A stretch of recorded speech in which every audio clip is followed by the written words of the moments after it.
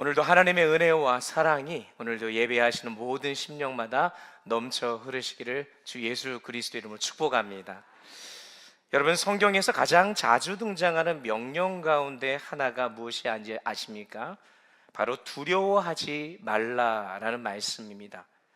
흔히 신구약 성경 전체에 공교롭게도 약 365번 나온다고 해서 하나님께서 1년 365일 매일 우리에게 두려워하지 말라라고 말씀하신다라고 이야기하는 분들도 있습니다.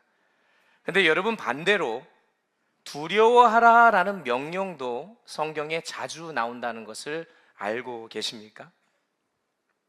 두려워하지 말라, 두려워하라. 얼핏 보면 이 두 명령은 서로 모순되는 것처럼 보입니다. 그러나 그렇지가 않죠. 하나님께서 말씀하시는 것은 두려워하지 말아야 할 것은 두려워하지 말아야 하고, 마땅히 두려워해야 할 것은 두려워하라라고 말씀하는 겁니다. 두려워해야 할 것을 두려워할 때 우리의 삶은 바른 방향으로 나아가지만, 정작 두려워해야 할 것을 두려워하지 않으면 사람은 쉽게 교만해지고 결국 스스로 무너지고 마는 거예요. 그래서 오늘 예배하시는 저와 여러분들에게 중요한 질문은 이것입니다. 여러분은 지금 무엇을 두려워하고 계십니까? 사람은 누구나 두려움이 있습니다. 실패를 두려워하고, 사람의 시선을 두려워하고, 미래를 두려워해요. 그런데 참 이상한 것은 그렇게 많은 것을 두려워하면서도 정작 가장 두려워해야 할 하나님은 두려워하지 않습니다. 사람은 그렇게 의식하면서 하나님은 의식하지 않아요.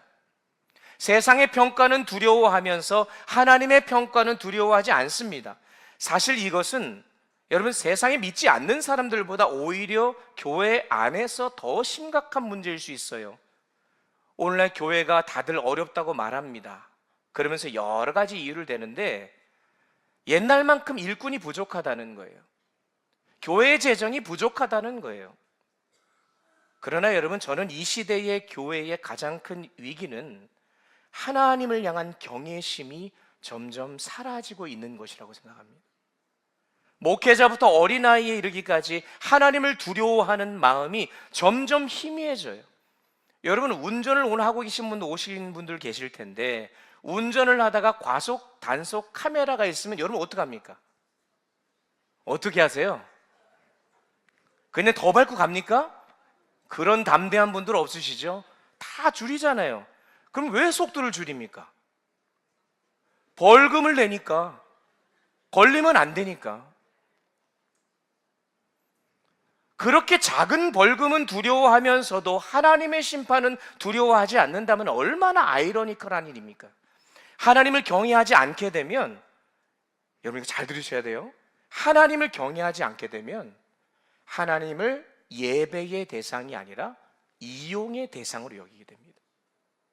필요할 때만 하나님 찾아요. 내 뜻을 이루기 위한 수단으로 하나님을 대합니다. 그래서 마태복음 10장 28절에서 우리 주님께서 분명히 말씀하셔요. 몸은 죽여도 영혼은 능히 죽이지 못하는 자들 두려워하지 말고 오직 몸과 영혼을 능히 지옥에 멸할 수 있는 이 여호와를 두려워하라 라고 말씀하는 거예요. 누가복음 12장 5절에서도 마땅히 두려워할 자를 내가 너희에게 보이리니 곧 죽인 후에 또한 지옥에 던져넣는 권세 있는 그를 두려워하라. 내가 참으로 너희에게 이르노니 그를 두려워하라 라고 말씀합니다. 그래서 결국 여러분, 그리스도인은 어떤 사람이냐? 두려움의 대상이 바뀐 사람이라고 할 수 있어요. 세상을 두려워하며 살던 사람이 이제는 하나님을 믿고 예수를 믿고 그를 따른다고 할 때에는 하나님을 경외하는 사람으로 바뀌게 되는 거예요. 그런 의미에서 이 기독교 신앙은 하나님을 향한 경외심에서 시작된다고 해도 과언이 아닌 것입니다. 사랑하는 성도 여러분, 하나님을 향한 경외심이 회복되지 않으면요, 우리의 삶에도 우리의 교회에도 저와 여러분이 기대하는 참된 부흥과 회복은 기대하기가 어렵습니다. 하나님을 두려워하지 않는 나라는 결국 무너지는 거고, 하나님을 경외하지 않는 교회는 능력을 잃어버리게 되는 겁니다. 그러므로 오늘 저와 여러분이 가장 시급하게 회복되어야 할 것은 다름 아닌 하나님을 향한 거룩한 경외심이란 사실을 기억하시기 바랍니다. 2026년을 예배하라 살아나리라라고 우리가 외치며 7월 중순에 이르렀는데, 예배하기 위해서 가장 전제가 뭐예요? 하나님을 경외해야 돼요. 내가 경외하지 않는데 하나님을 예배합니까? 그러니까 안 살아나는 거죠. 그런 의미에서 볼 때 오늘 우리가 읽은 본문은 매우 중요합니다. 왜냐하면 하나님께서 아브라함을 향해 이제야 네가 하나님을 경외하는 줄을 아노라 하면서 그의 경외를 직접 인정해 주시는 첫 번째 성경의 장면이기 때문에 그렇습니다.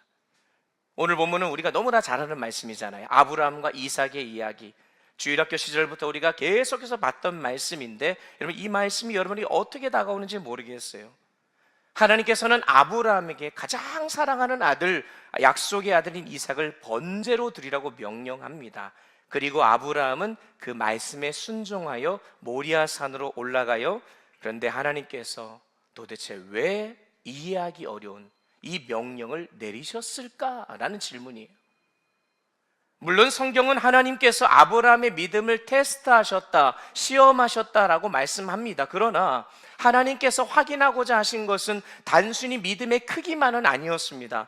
오늘 보면 12절을 보면 하나님의 사자가 이렇게 말합니다. 네가 네 아들 내 독자까지도 내게 아끼지 아니하였으니 내가 이제야 네가 하나님을 경외하는 줄을 아노라. 자, 여기서 핵심은 네가 하나님을 경외하는 줄 아노라죠. 근데 여기서 한 단어에 주목해야 됩니다. 이제야라는 단어입니다. 이제야. 얼핏 보면 이 단어를 느끼면 하나님께서는 그 전까지는 아브라함이 하나님을 경외하는지를 모르셨던 것처럼 들려요. 그러나 그런 뜻이 아니죠. 하나님께서는 이미 아브라함의 마음을 알고 계셨습니다. 다만 그의 경외가 온전한 순종을 통해 분명하게 드러났고, 하나님께서는 그 믿음을 모든 사람 앞에서 인정해 주시는 거예요. 사실 여러분, 그는 본토 친척 아비집을 떠나라는 말씀에 아무 말 없이 순종했고, 가는 곳도 알지 못한 채 하나님의 말씀만 붙들고 살아왔어요. 자, 그런데 왜 하나님께서 이 순간 이제야 네가 하나님을 경외하는 줄을 안다라고 말씀하셨을까? 여러분, 이것을 이해하려면 하나님을 경외한다는 말의 의미를 우리가 제대로 이해할 필요가 있습니다. 오늘 본문에 경외하다라는 단어는 히브리어로 야레라는 단어인데, 영어 성경은 대부분 이렇게 번역을 합니다. Fear the Lord라는 거예요. 여호와를 두려워하다라고 번역하죠. 틀린 번역은 아니에요. 그러나 히브리어의 의미를 모두 담아내기는 조금 다소 아쉬운 번역입니다. 왜냐하면 야레라고 한 이 단어에는 단순히 두려워서 벌벌 떤다는 의미, 거기 플러스 공경하다, 존귀하게 여기다라는 의미가 함께 들어있기 때문입니다. 그래서 오히려 우리말 성경이 번역한 경외하다라는 표현이 이 원문의 의미를 훨씬 더 잘 담고 있는 것이죠. 여러분, 경외, 공경할 경자, 두려워할 외자, 곧 하나님을 가장 존귀하게 여기면서도 두려워한다는 뜻입니다. 자, 그런데 흥미로운 사실이 뭔지 아십니까? 야레라고 하는 이 단어가 성경에 처음 등장하는 장면이 창세기 3장 10절이에요. 한번 읽어볼까요? 다 같이 읽겠습니다. 시작. 이르되 내가 동산에서 하나님의 소리를 듣고 내가 벗었으므로 두려워하여 숨었나이다. 여기서 두려워하다가 야레라는 단어예요. 여러분, 이게 무슨 말이냐? 죄가 들어오기 전에는 인간에게 아무런 이러한 두려움이라는 게 없었습니다. 하나님을 만난다는 것이 가장 큰 행복이었고 가장 큰 기쁨이었습니다. 그러나 죄를 범한 이후에 하나님은 더 이상 사랑의 대상이 아니라 피해야 할 대상이 되었고, 그래서 인간은 두려움 가운데 하나님을 피해 숨게 된 거예요. 그런데 신기한 것은 구약 성경에서 이 야레라고 하는 두려움, 죄 때문에 생겨난 인간의 감정, 이 부정적인 단어가 여호와 하나님을 대상으로 사용될 때는 전혀 다른 의미로 사용되는 것을 보게 됩니다. 죄로 인해 하나님을 피하던 두려움이 이제는 하나님을 가장 높이고 사랑하는 경외하는 마음으로 변화되었다는 거예요. 그러니까 여기서 여러분은 놀라운 사실이 뭔지 아십니까? 하나님께서는요, 죄로 인해 무너진 인간에게 다시 회복의 길을 열어주고 계신다는 거예요. 무슨 말씀하시냐? 너희들이 진짜 두려워해야 되는 것은 다른 것이 아니라 나 하나님이다 라는 사실을 알려주면서 감히 하나님 앞에 죄 때문에 설 수 없었던 인간을 다시금 그 하나님 앞에 설 수 있도록 길을 열어주신 것입니다.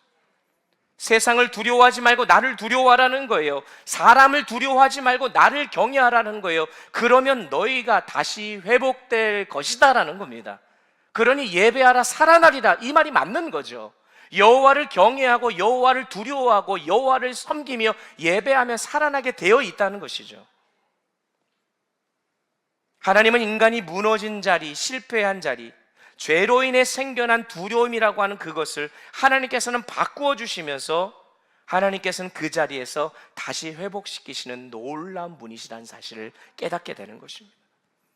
자, 여러분, 아브라함이 자식을 번제로 드린다? 상상을 해보세요. 인간이 경험할 수 있는 가장 큰 두려움 가운데 하나입니다. 이는 짐승을 번제로 드리듯이 이삭을 번제로 드려야 되는데 우리는 번제를 안 드려봤기 때문에 잘 몰라요. 여러분, 번제가 뭔지 아십니까? 칼을 짐승의 목에다 대고요, 목을 따요, 피를 다 받아냅니다. 배를 가리고 창자를 끄집어내고요, 토막을 쳐서 단 위에 올려놓고 나무 위에 다 불을 태워서 모조리 탈 때까지 태우는 거예요. 이삭을 그렇게 바치라는 거예요. 그러면 아브라함이라고 왜 두렵지 않았겠습니까? 사랑하는 독자를 자신의 손으로 하나님께 번제로 드려야 한다는 거 말로 표현할 수 없는 고통이었을 것입니다. 그러나 여러분, 아브라함이 그렇게 할 수 있었던 것은 무엇 때문이겠습니까? 그가 자식을 잃고 자식을 바치는 두려움보다 하나님을 더 크게 두려워하고 경외했기 때문 아니겠어요? 그래서 그는 모리아 산으로 올라갔고 이삭을 결박했고 칼을 들어 내리치려고 하는 순간 하나님께서 그를 멈추게 하시면서 말씀하세요. 11절, 아브라함아, 아브라함, 그 아이에게 네 손을 대지 말라. 그에게 아무 일도 하지 말라. 내가 네 아들, 내 독자라도 내게 아끼지 아니하였으니 내가 이제야 네가 나를 경외하는 줄 아노라. 무슨 말이에요? 아브라함은 아들을 잃는 두려움이 있었지만 그 두려움보다 오히려 하나님을 잃는 것을 더 두려워했던 거예요. 세상의 가장 큰 두려움보다 하나님을 더 크게 두려워하고 경외했던 사람, 바로 이것이 아브라함을 믿음의 조상으로 만든 이유였습니다. 그러니까 오늘 우리도 동일하게 질문해야 됩니다. 도대체 무엇이 아브라함을 하나님께서 인정하시는 경외하는 사람으로 만들었을까? 어떻게 하면 우리도 하나님을 경외하는 삶을 살아갈 수 있을까? 그 첫 번째가 아브라함은요, 언제든지 순종할 준비가 되어 있는 사람이었습니다. 오늘 보면 11절에서 여호와의 사자가 아브라함을 부르자 그가 바로 이렇게 대답합니다. 내가 여기 있나이다. 따라해 볼게요. 내가 여기 있나이다. 성경에서 많이 읽었던 말씀이에요. 대표적으로 이사야 선지자 같은 6장에서도 하나님 부르실 때 내가 여기 있나이다 라고 했던 그 내용, 히브리어로 히네니라고 이렇게 얘기하는데, 근데 이 단어가 저 여기 있습니다, 손 들고 자기의 존재를 밝히는 내용이 아니고, 네 부르셨습니까 주인님? 말씀하십시오. 저는 언제든지 준비되어 있습니다. 이런 의미가 담겨져 있어요. 즉 언제든지 하나님 말씀만 하시면 순종하겠다는 믿음의 자세를 보여주는 엄청난 고백이에요.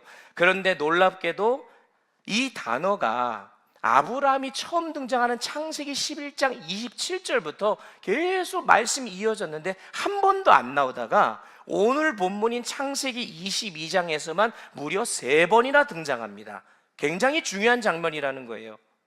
아브라함의 이 이야기 속에서 아브라함이 이삭을 바치는 장면은 우리에게 뇌리에 박혀져 있고 우리에게도 중요하다는 걸 압니다. 바로 그 본문에 내가 여기 있나이다 라고 하는 이 말이 3번이나 나와요. 오늘 읽지는 않았지만 1절에서 하나님이 아브라함을 테스트하게 부르자 그가 내가 여기 있나이다 라고 대답합니다.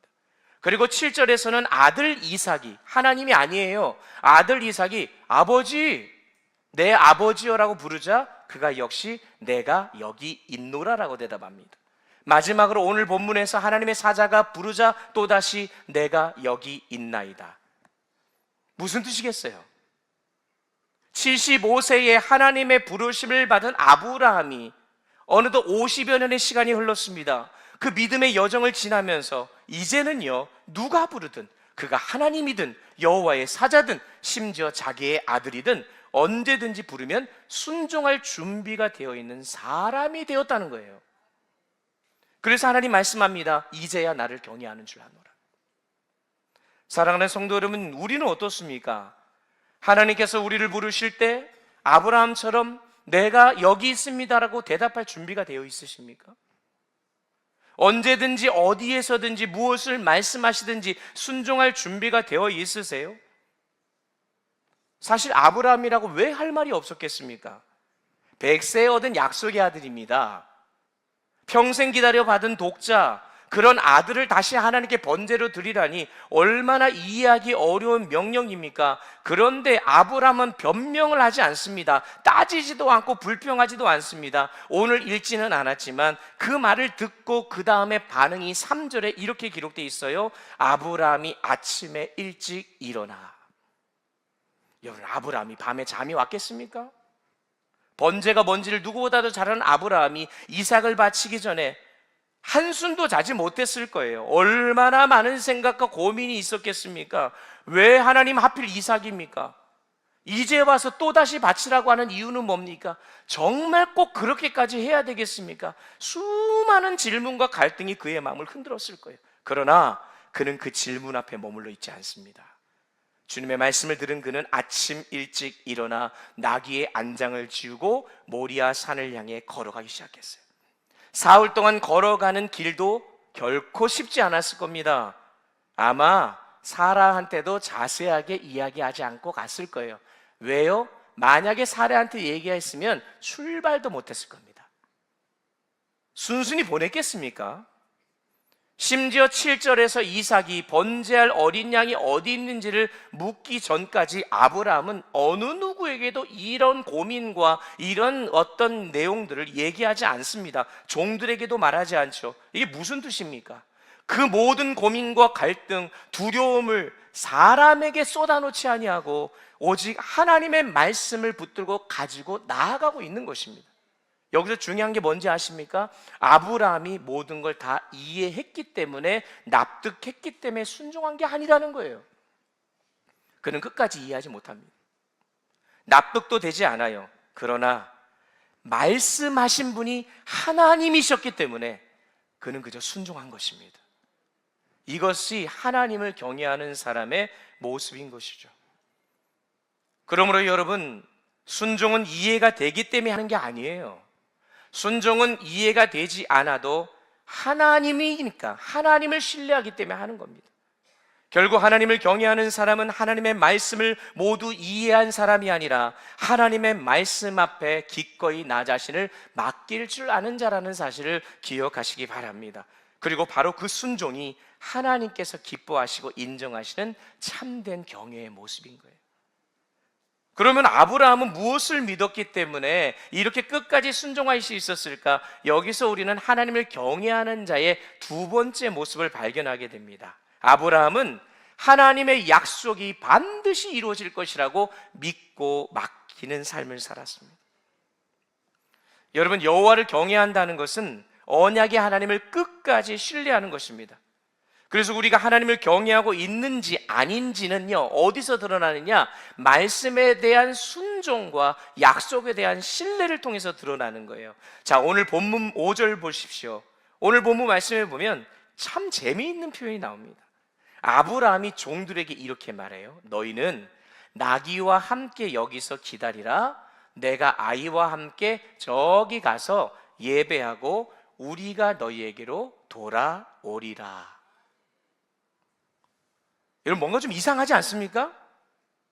지금 아브라함은 이삭을 번제로 드리러 가는 길입니다. 그런데 어떻게 우리가 다시 돌아오겠다고 얘기합니까?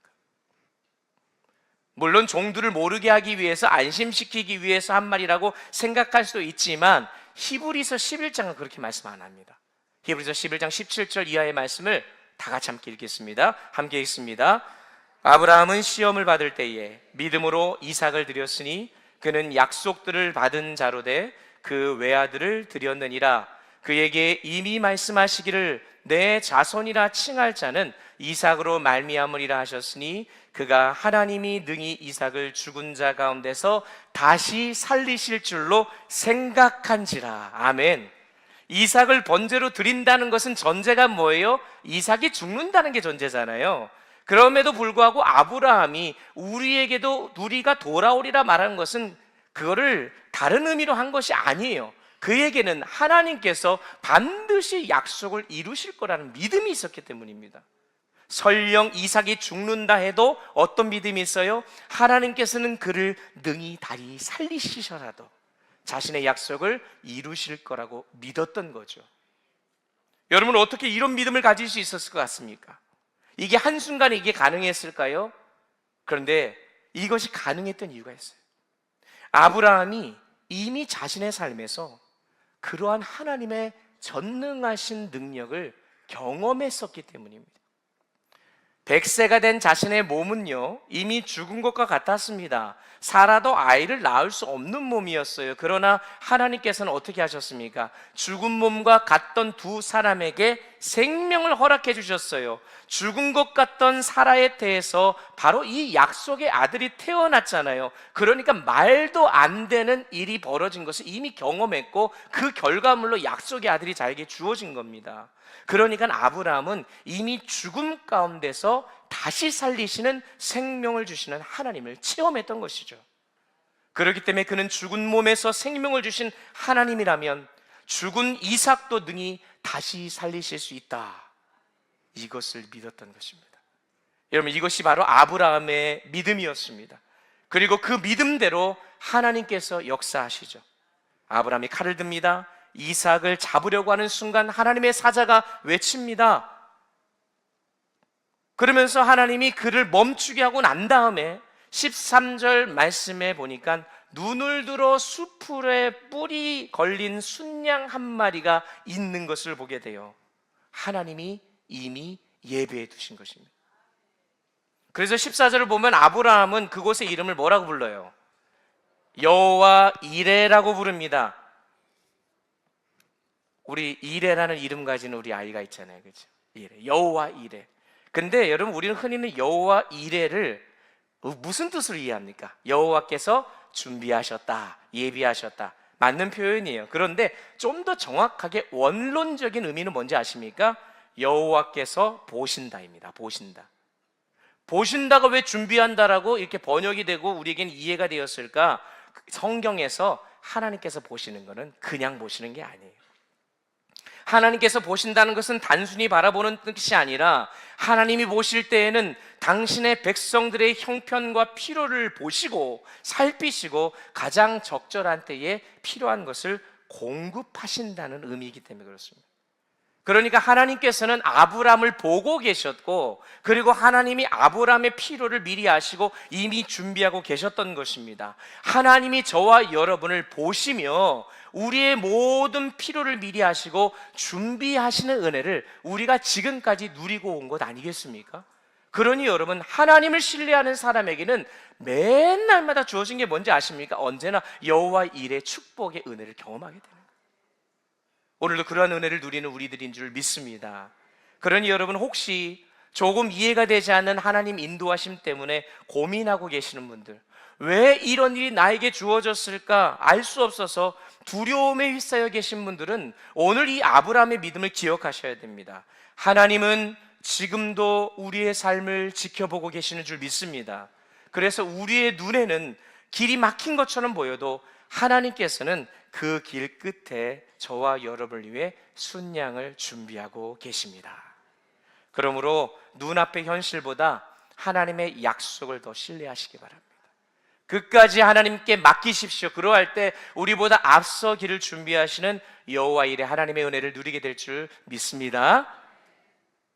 여러분, 그래서 우리가 진짜 이 여호와 하나님의 일의 은혜, 그러니까 신앙생활은 우리가 매일매일 주님이 나를 지켜보고 계시며 나를 살피시고 돌봐주심으로 나의 모든 필요를 아시고 채워주시는 여호와 이레의 은혜를 경험하며 살아가고, 그 경험이 쌓여졌을 때 이게 신앙의 성숙이 일어나는 거예요. 그 경험이 안 되어지면요, 10년, 20년, 30년 신앙생활하는 거 아무 소용없습니다. 이 아브라함이 이제야 네가 나를 경외하는 줄 아노라, 한순간에 그 고백을 하나님으로부터 들을 수 있었던 것이 아니라 그의 삶 속에 하나하나 하나님의 역사하심을 경험하며 여호와 일의 하나님을 확신하였던 그가 결국 중요한 순간에 하나님 앞에 나아가고 약속의 말씀을 붙들고 나아갔던, 그래서 하나님께 인정받았던 그런 은혜가 오늘 이곳에 모인 저와 여러분 모두에게 있게 되어지기를 주의 이름으로 축원합니다. 마지막으로 여호와를 경외하는 삶이란 하나님을 내 삶의 최우선의 자리에 두는 삶을 가리킵니다. 여러분, 세상에 우리를 두렵게 만드는 것이 참 많죠. 여러분 뭐가 있으십니까? 각자 다 다를 거예요. 요즘 전쟁과 기근과 또 여러 지진, 폭우 두렵게 만드는 게 많아요. 사고, 또 건강도 우리를 두렵게 만들고요, 자녀도 우리를 두렵게 만들고, 또 청년들 같은 경우는 앞이 캄캄해 앞이 보이지 않는 미래가 두렵게 만들고, 성공, 이 모든 것들이 우리를 두렵게 만들어요. 또 어떤 사람은 그것을 잃을까 봐 두려워하고, 또 어떤 사람은 그것을 못 얻을까 봐 두려워해요. 그런데 여러분, 하나님을 경외하는 사람은 그 모든 것보다 하나님을 가장 높은 자리에 모시는 사람이에요. 여러분, 아브라함에게 가장 두려운 게 무엇이었을까요? 오늘 본문의 이 컨텍스트에서 이 아브라함이 가장 두려운 일은 단연 독자 이삭을 잃는 것 아니겠습니까? 부모에게 자식을 잃는 것보다 더 큰 두려움이 없잖아요. 그래서 흔히 부모는 뭐라고 얘기합니다. 자식이 죽을 바에 차라리 내가 죽는다, 이런 얘기를 하는 거예요. 그런데 아브라함은요, 바로 그 가장 두려운 자리에서 하나님을 가장 높은 자리에 모십니다. 자신의 삶의 최우선으로 드립니다. 내 안에 두려움이 있어요. 우리 이 아들 이삭을 어떻게 받지? 이 두려움이 있는데 이 안에 있는 두려움을 몰아내고 내 마음의 중심에 누구를 모셔요? 하나님을 모시는 거예요. 그래서 칼을 들어 정말 이삭을 내리치려고 하니까 오히려 하나님이 다급해지신 거예요. 아브라함아, 아브라함아, 그러면서 말리시는 거죠. 아브라함은 자신이 가장 소중하게 여겼던 아들 이삭, 눈에 넣어도 아프지 않을 만큼의 사랑하는 아들 이삭보다 하나님을 더 사랑했던 것입니다. 여러분, 사람은 보통 가장 소중히 여기는 것을 또 가장 두려워합니다. 돈을 가장 소중히 여기는 분은요, 돈을 가장 두려워해요. 돈을 잃을까 봐. 자식을 가장 소중하게 여기는 분들도 있습니다. 그러면 내 자녀에게 무슨 일이 생길까 봐 늘 불안해요. 명예를 가장 소중히 여기면 사람들이 나에게 뭐라고 말할까? 사람들의 평가가 두렵습니다. 자, 그러면 좀 반대로 생각해 볼게요. 여러분이 만약에 다른 것들이 아니라 하나님을 가장 소중하게 여긴다고 하면 그 사람은 어떻게 되겠습니까? 하나님을 가장 두려워하게 되지 않겠습니까? 결국 하나님을 경외한다는 것은 내 마음의 첫 자리를 하나님께 내어드리는 것이죠. 그래서 하나님께서 이사야 41장 10절에서 말씀합니다. 두려워 말라. 그 이유가 뭐예요? 내가 너와 함께함이라. 놀라지 말라. 내가 너의 뭐가 된다? 하나님이 됨이라. 내가 너를 굳세게 하리라. 참으로 너를 도와주리라. 참으로 나의 의로운 오른손으로 너를 붙들리라 말씀하는 거예요. 그러니까 두려움은요, 여러분, 상황과 환경의 문제가 아니라는 거예요. 내 마음의 문제라는 거예요. 사실 그래서 두려움의 가장 큰 원인은 내 마음의 중심에 하나님이 없고 다른 큰 게 내 안에 들어와 있으니까 두려운 거예요. 하나님보다 더 크게 자리 잡은 것이 있는 것, 그거 잃을까 봐 두려운 겁니다. 그런데 아브라함의 마음 속에는 자식을 잃을까 봐 두려워하는 마음은 있는데 그 마음 속에서 하나님을 잃을까 봐 두려워하는 마음이 더 커서 그분을 마음에 모시게 된 거예요. 그러니 두려움을 이기는 방법은 시간이 흘러서 해결되는 것도 아니고요, 환경을 바꾼다고 해결되는 것도 아니에요. 내 마음의 중심을 바꿔야 하는 것입니다. 바꾸지 않으면 늘 불안해요. 늘 두려워요. 여러분, 이 문제 해결되면 다른 문제 안 생깁니까? 장담합니다. 더 큰 게 생겨요. 저주하는 게 아니에요, 여러분. 인생이 그렇다는 거예요. 하나님을 내 삶의 가장 좋은 자리에 모시는 것, 그래서 하나님이 내 삶의 중심이 될 때에 세상을 향한 두려움은 점점 작아지고 하나님을 향한 거룩한 경외가 점점 커져가게 된다는 것을 여러분 꼭 기억하시기 바랍니다. 영국의 에릭 리델이라고 하는 아주 유명한 육상 선수가 있었어요. 1924년 파리 올림픽에서 그는 100m의 세계 최강자입니다. 어느 누구도 어느 나라도 의심하지 않고 이 사람이 무조건 100m 금메달을 따게 될 것이다. 적수도 없었습니다. 그런데 문제가 뭐냐면 결승전이 주일에 열리는 거예요. 이 사람이 믿는 사람이었습니다. 영국 정부도 언론도 국민도 이제 나라를 위해서 금메달 딸 것을 기대하고 있었는데, 그래서 금메달이 확실한 선수였는데 에릭 리델이 경기에 출전하지 않습니다. 그리고 언론에 말하기를 나는 하나님을 먼저 섬깁니다. 출전을 포기했어요. 뭐 우리는 이렇게 생각할 수 있죠. 아니 뭐 그거 띄고 예배드리면 안 되냐.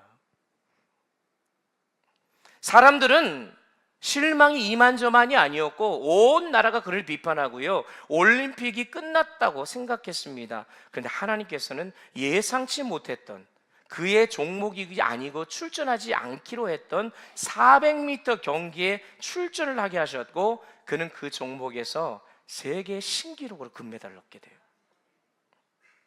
그러나 그의 삶은 거기서 끝나지 않습니다. 그는 훗날 중국 선교사로 떠나서 복음을 전하다가 생애의 마지막까지 하나님께 자신의 삶을 드렸습니다. 여러분, 사람들은 그를 누구로 기억합니까? 올림픽 금메달 리스트로 기억하겠죠. 하지만 하나님께서는 그를 어떻게 기억하실까요? 하나님을 가장 먼저 선택한 사람으로 선택해요. 하나님을 삶의 최우선에 두는 자로 하나님은 바라보신 거예요. 여러분, 에릭 리델이 하나님보다 금메달을 더 소중히 여겼다면 그는 당연히 100m 트랙으로 달려갔을 겁니다. 그러나 그는 금메달보다 하나님을 더 사랑했던 거예요. 아브라함도 마찬가지죠. 그는 이삭보다 하나님을 더 사랑했던 것입니다. 이게 하나님을 경외하는 자의 모습이에요. 상황보다 하나님을 더 의식하는 사람, 성공할 때도 하나님께 영광 올려드리고 실패할 때도 고난 가운데서도 여전히 하나님의 이름을 붙드는 자가 하나님을 경외하는 사람입니다. 그 대표적인 인물이 욥 아니에요? 욥은 하루아침에 재산을 잃고 자녀를 잃고 건강까지 잃었습니다. 그러나 그는 성경에 따르면 입술로 죄를 범하지 아니하고 하나님을 원망하지 않았습니다. 왜 그랬겠습니까? 이유는 하나예요. 그에게 재산도 자녀도 건강도 아니라 그에게 가장 소중한 것은 하나님이셨기 때문에 그래요. 그래서 욥기 1장 1절을 시작하며 욥을 이렇게 소개합니다. 그는 온전하고 정직하여 어떤 자다? 하나님을 경외하며 악에서 떠난 자더라. 하나님이 그를 이렇게 평가합니다. 그리고 마침내 모든 것을 잃은 자리에서 그가 뭐라고 고백해요? 우리의 고백을 담아 함께 했으면 좋겠습니다. 욥기 1장 21절 함께 읽습니다. 이르되 내가 모태에서 알몸으로 나왔사온즉 또한 알몸이 그리로 돌아가올지라. 주시니도 여호와시요 거두시니도 여호와시오니 여호와의 이름이 찬송을 받으실지리라. 아멘. 할렐루야. 여러분, 이것이 하나님을 경외하는 자의 고백입니다. 하나님께서 주셔도 하나님 찬양하고 하나님께서 거두셔도 하나님을 찬양하고. 아무도 예배 아멘을 안 해요. 하나님께서 주셔도 하나님을 찬양하고 하나님께서 거두셔도 하나님을 찬양하고.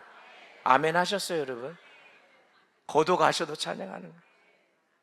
상황이 되어도 하나님을 예배하고 상황이 되지 않아도 예배하는 것. 여러분, 이것이 하나님을 경외하는 삶이에요. 그래서 하나님께서는 이러한 욥의 신앙, 하나님을 경외하는 삶을 기뻐하셔서 마지막에는 욥기 42장 마지막에 가보니까 그의 삶의 마지막에 그의 삶을 회복시키시고 더 큰 이전보다 큰 은혜를 베풀어 주신 것을 우리가 믿습니다. 말씀을 정리해 보면요, 여러분, 오늘 이 시간 하나님께서 저와 여러분에게도 동일한 질문을 던지고 계세요. 너는 지금 정말 가장 나를 소중한 존재로 여기고 있냐? 내가 너에게 준 그것보다 네가 나를 더 사랑하느냐? 정말 나를 더 신뢰하고 나를 더 경외하고 있느냐? 세상에 이런 말이 있어요. 큰 걱정이 작은 근심을 덮는데요. 맞는 말인 것 같아요. 마찬가지로 하나님을 두려워하면 세상의 두려움이 사라져버려요. 덮는 거예요, 덮는 거예요. 두려움은 있지요. 근데 하나님을 두려워하는 게 더 크니까 그게 보이지 않는 거예요. 근데 반대로 하나님을 두려워하지 않으면 세상이 두렵습니다. 여러분 왜 그런지 아세요? 내 삶의 중심에 하나님보다 더 큰 게 자리 잡혀 있으니까 그것밖에 안 보이는 거예요. 여러분 어떠십니까? 아브라함처럼 주님께서 부르실 때 정말 언제든지 주님 내가 여기 있습니다, 히내니, 여러분 할 수 있으십니까?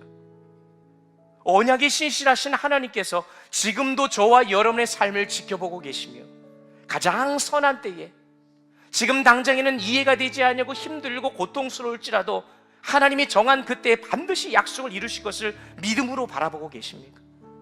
무엇보다 세상의 그 어떤 것보다 하나님을 우리의 삶의 최우선으로 섬기고 사랑할 걸 결단하고 계시냐는 거예요. 여러분 그러한 자에게 하나님이 예비하신 여호와 일의 축복이 임하게 되는 줄 믿으시기 바랍니다. 그래서 저는 바라기는 저와 여러분 모두가 세상을 두려워하는 사람이 아니라 하나님을 경외하는 사람이 되었으면 좋겠습니다. 여러분 올해 7개월 가까이 지났어요. 그러면 우리 안에 변화가 있어야 돼요. 예배하라 살아나리라 아무리 붙여놔도 내 안에 하나님을 향한 경외하는 마음이 회복되지 않으면 예배할 수 없고요, 살아날 수 없어요. 자, 그러면 오늘 지금 이 시점에서 여러분 안에 오늘 이 아브라함이 주님 앞에 나와서 자신의 것들을 기꺼이 내어놓고 순종할 준비가 되어 있는 이 마음, 우리의 삶을 지켜보고 계시며 어떠한 상황에서도 신실하게 약속을 이루실 분임을 바라보고 가고 있는지, 아니면 내 삶의 가장 중심의 최우선의 자리에 하나님이 계신지를 점검하시고 그것을 다시 한번 결단하며 주님 앞에 나아갈 때 우리 안에 하나님을 향한 그 경외하는 마음이 회복되어지므로 그 회복이 되어져야 진짜로 하나님을 제대로 예배하는 거죠. 예배하는 대상이 누군지를 알아야 하는 거 아닙니까? 그럴 때 저와 여러분에게 살아나는 은혜가 될 줄 믿습니다. 그래서 하나님께서 우리를 바라보고 계시고 2026년 오늘 이곳에 모인 우리 모든 성도님들 한 분 한 분의 삶을 바라보며 12월 30일을 마칠 때 내가 이제야 네가 나를 경외하는 줄 아노라 라고 칭찬받고 인정받으시는 우리 모두가 되기를 주의 이름으로 축원합니다. 더불어 여호와 이레에 예비하신 은혜가 여러분의 각 사람마다 있기를 간절히 축복합니다.